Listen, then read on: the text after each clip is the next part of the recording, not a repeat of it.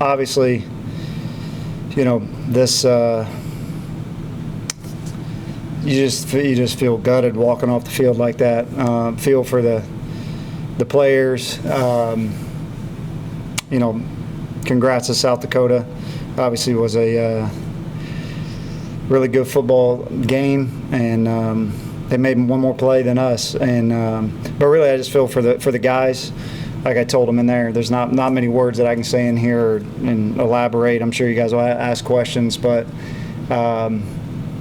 just needed one more play. There's going to be things throughout the game that we shouldn't have come down to that. We got to be able to put teams away, all the things. But right now, my mind's just on.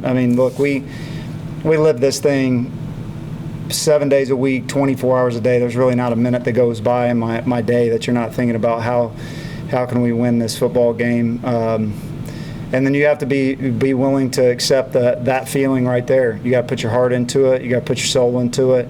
You got to go out there with confidence, knowing that nothing is guaranteed. I've talked to these guys about that. You got to show back up. You got to have some grit, high character, and go back out there knowing that the results are not guaranteed. And that's a tough part about this game. And we found out about that now, 4 times in our league, and this one stings a lot. At home, needed it. So we'll regroup tomorrow, and we got one more game that we'll have this team ready to go play and compete. But right now, it's just that one hurts.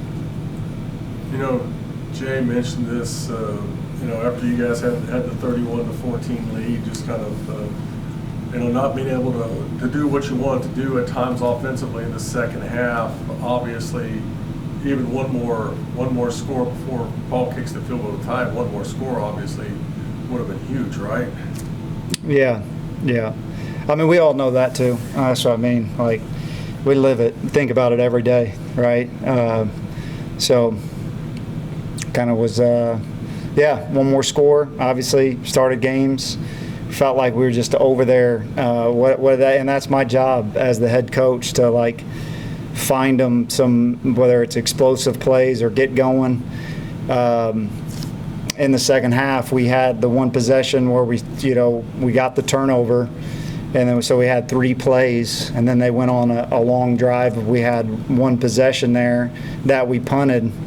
And those were the 2 possessions in the fourth quarter, and I just kind of felt like our energy, we just didn't have any momentum on offense. We had to, time on the clock, maybe not as much, but like the actual real time, halftime, 6, or I think we got some first downs on the second drive. But there's a lot of time, hour and something, without getting into that flow. And we just got bogged down. It was similar to last week there. Obviously, we've scored points, but in those crucial moments, now, heck of a 2-minute drive to go send the game into overtime, right? Just no timeouts, and to go find ourselves into the wind was a gritty way to go put it into overtime. Proud of those guys for responding and doing that. So, look, it's going to be tough against the teams that we're playing, to score every drive.